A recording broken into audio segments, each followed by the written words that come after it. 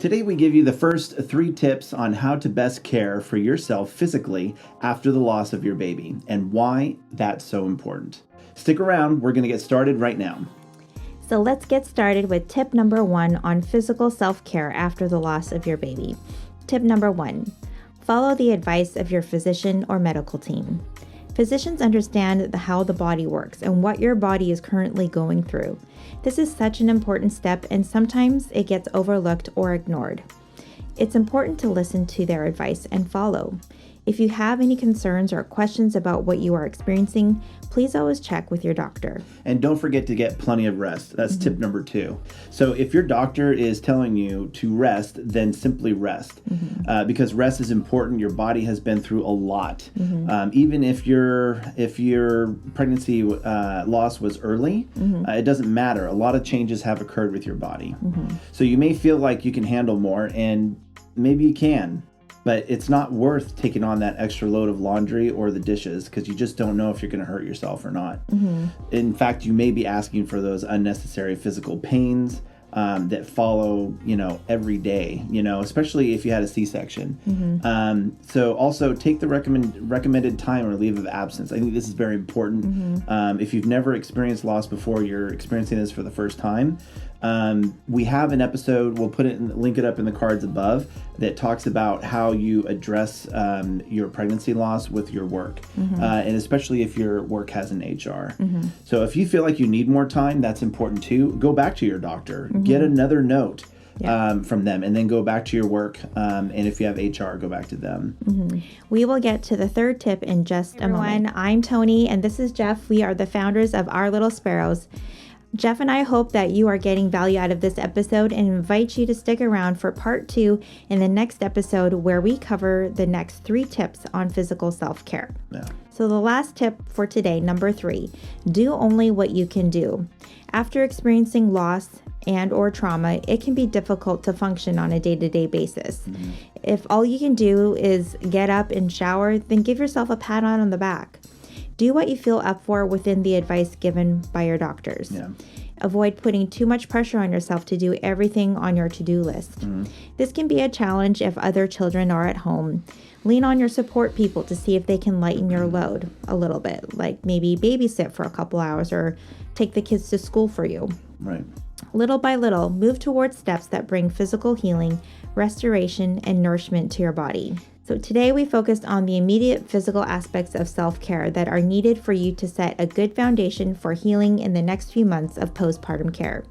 To set a good foundation, we need to get back to the basics of self-care. And honestly, when you've experienced the death of your baby, it's hard to recognize how grief and trauma affects us. We always think of the mental first, but we really have to focus on the physical too, and not forget about that.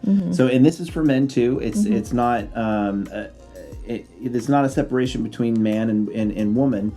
Obviously, mom's gone through a lot more physically, but honestly, it affects men too. So the stress and the feelings of grief, they also take on a physical toll on your body, and your energy is exhausted. I know I experienced that personally. The body's totally depleted from that exhaustion, and its resources are gone, and you're not able to have a healthy lifestyle if that's happening. Right. And for the women, not only are you experiencing grief and possibly trauma, your body is recovering from a significant physical event, the birth of your baby.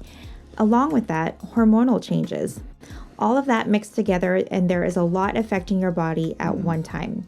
So as you feel you are able, begin with the basics of self-care for your physical needs. Taking care of the basics in your physical health is fundamental to your emotional and mental health.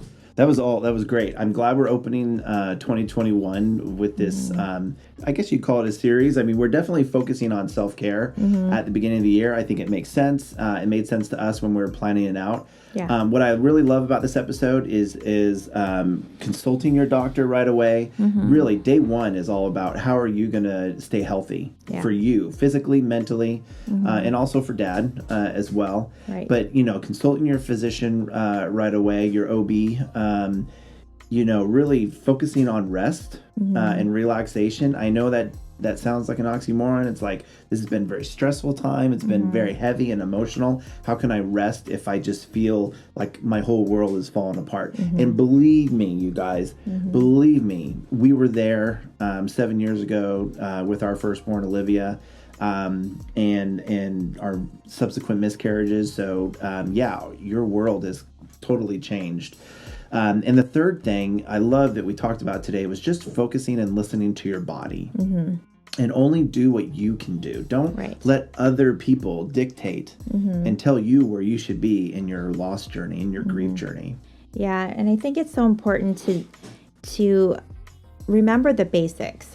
We often forget taking care of our basic needs. They don't become a priority, and we often think of others, or we think we need to do other things, but it's so essential to our healing journey, taking care of our physical bodies. So it's important that, yes, we are in close communication with our physician as to what our body's going through and what we can do.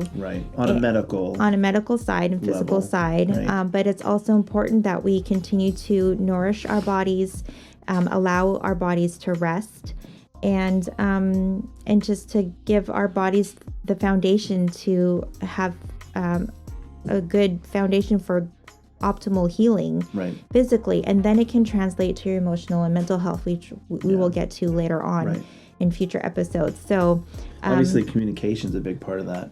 Yes, especially if you're in a committed relationship, if you're in a partnership, a marriage, communicating with your partner and asking them how are they feeling, where are they at, you know, to keep that line of communication at least open. I mean, it's completely different if you're not in a good relationship with the father. That's a different thing, but obviously communication with your doctor primarily, communication with your support team. If you've got friends, relatives, neighbors that are part of your support team, you still communicate. So that they know how to support you. Absolutely. Well, we want you to know you are not alone. No. You are loved. Your baby will always be cherished, and we are here to support you in any way we can. If you got value out of this video, please give us a thumbs up so others can find Our Little Sparrows. And don't forget to subscribe and ring that bell to get updates for when we release new content every week. And we enjoy your guys' comments. Keep them coming. Tony and I do the best to answer your questions, to be in communication with you guys who are writing in the comments below the video.